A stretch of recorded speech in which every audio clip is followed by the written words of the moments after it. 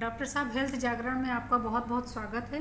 Sir, ये बताइए, आयुर्वेद और प्राकृतिक चिकित्सा से आप किस तरह से यहाँ पर असाध्य रोगों का इलाज करते हैं? देखिए, मेरा नाम आचार्य मनीष है और मैं हूँ हिम्स हॉस्पिटल लखनऊ में। हिम्स मतलब hospital and institute of integrated medical sciences, यानी कि इंस्टीट्यूट भी है ये, यानी कि ट्रेनिंग देते हैं हम बेसिकली। आयुर्वेद, होम्योपैथी, नेचुरोपैथी और एलोपैथी, ये चारों का एक मिक्सचर है इस हॉस्पिटल में। पहली ब्रांच खुली थी चंडीगढ़ में, दूसरी है लखनऊ में, ऐसे मेरठ और मुंबई में भी है और कई शहरों में है।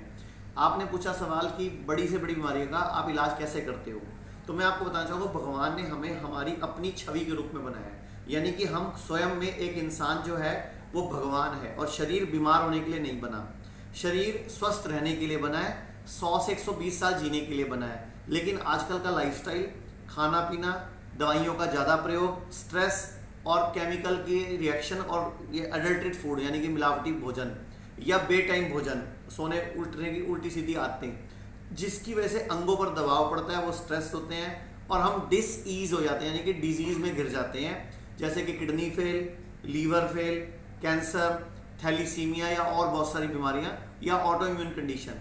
हम लोग क्या करते हैं, खाना पीना सेटल करते हैं, अपना लाइफस्टाइल सेटल करते हैं। आप व्यक्ति को जीना सिखाते हैं, उसके अंदर एक मानसिक मजबूती का काम करते हैं, उसको हंसाते हैं, योगा कराते हैं, मेडिटेशन कराते हैं, उसको नंगे पांव घास पे घूमने के लिए बोलते हैं, धरती के संपर्क में आने के लिए बोलते हैं। जिससे होता क्या है, हमारी अपनी बॉडी की इम्यूनिटी बढ़ जाती है, हमारा अपना अंदर का डॉक्टर जाग जाता है और वही हमें अंदर से ठीक कर देता है और बड़ी से बड़ी बीमारी को हिलाने में हम कामयाब हो जाते हैं।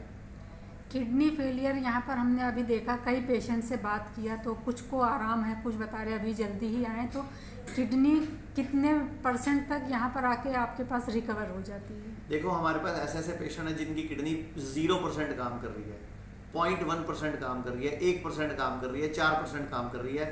डायलिसिस चल रहा है हफ्ते में 2 बार या 3 बार, या पेरिटोनियल डायलिसिस जो रोज ही होता है।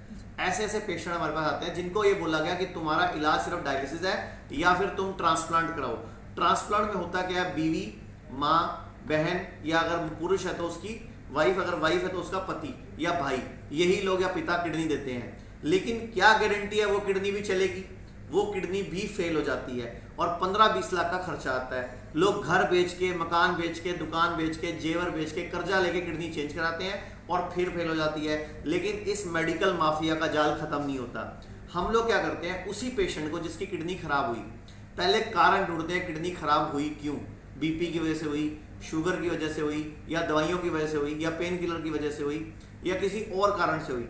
हम उसके ऊपर काम करके उसकी बॉडी का वो कारण खत्म करते हैं और उसकी बॉडी को इम्प्रूव कराने के लिए पूरे तरीके सिखाते हैं, डाइट, लाइफस्टाइल, और उसका मानसिक स्थिति को मजबूत करते हैं। धीरे धीरे डायलिसिस बंद हो जाता है, वही किडनी काम करना शुरू कर देती है। और सबूत के तौर पे जब पेशेंट आता है, हम बोलते हैं पहले अपना किडनी का रीनोग्राम कराओ, DTPS स्कैन कराओ, और बोलते हैं 3 महीने बाद दोबारा कराओ। अब खुद देखो ना, किडनी 3 पैसे थी अब 9 पैसे है, किडनी 0% थी अब 8% है, किडनी 1% थी अब 25% है। इतना इंप्रूवमेंट किडनी में आ जाता है 3 महीने के अंदर ही, और उसके बाद व्यक्ति कहना मानता है तो वही गाड़ी आगे चलती रहती है। सर, हिम्स में किस पद्धति से आप यहाँ पर इलाज करते हैं?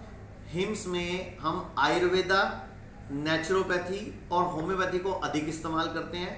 एलोपैथी के हम सिर्फ टेस्ट यूज करते हैं, इन्वेस्टिगेशन यूज करते हैं। मतलब एलोपैथी के हम सिर्फ इन्वेस्टिगेशन यूज करते हैं कि आपकी रिपोर्ट और टेस्ट। इलाज हम करते हैं आयुर्वेद से, नेचुरोपैथी से, और कुछ दवाइयों का सहारा होम्योपैथी का लेते हैं या जड़ी बूटियों का सहारा लेते हैं। मेन सहारा हम लेते हैं यहाँ पे अर्थिंग का, धरती से जुड़ने का। देखो, दुनिया में कितने जानवर हैं, कोई भी चप्पल जूते पहन के नहीं घूमता, तो धरती से नेचर के कनेक्ट है। और जानवर जंगल में रह के अपने आप को खुद ठीक करते हैं, लेकिन इंसान एक ऐसा जीव है जो बाथरूम में भी चप्पल पहन के जाता है, जूते पहन के जाता है। अर्थिंग से डिस्कनेक्ट कर दिया गया, जिसकी वजह से हमारी एनर्जी वीक हो गई, हमारा pituitary gland, thymus gland weak हो गया, हमारे अंदर बॉडी में इंट्यूशन पावर वीक हो गई, हमारी इम्यूनिटी वीक हो गई। ऐसे हम लिविंग वाटर पे जाते हैं। लिविंग वाटर मतलब जैसे आप जंगल में जाओ तो झरने का पानी, यानी कि प्योर पानी, ऊर्जान्वित पानी। लेकिन हम लोग जो पानी पी रहे हैं वो डेड वाटर पी रहे हैं, RO का वाटर पी रहे हैं, या कुएं का पानी पी रहे हैं, क्योंकि आजकल सब डेड है, कुएं तो है ही नहीं। अब जमीन का पी रहे हैं, या हम पी रहे हैं इसका आपका RO का,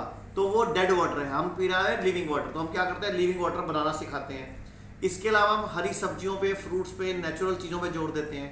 इसके बाद हम गेहूं चावल की नमस्ते कर देते हैं, गेहूं चावल मना करते हैं, बदले में हम मोटे अनाजों की तरफ लेके चलते हैं जो हमारे प्राकृतिक अनाज थे। गेहूं चावल तो भारत का मुख्य अन्न भी नहीं है। गेहूं तो भारत में सन 1901 से पहले तो सिर्फ कुछ इलाकों में खाया जाता था, ये बाहर का अन्न था। ये 1960 की हरित क्रांति के बाद भारत पर थोपा गया, और जो गेहूं अभी है वो जीएमओ है, जेनेटिकली मॉडिफाइड है। ये असली गेहूं नहीं है जो हम खाया करते थे, ये इसका जीन चेंज हो चुका है, तो इसलिए हमारी बॉडी के लिए वो सही भी नहीं है।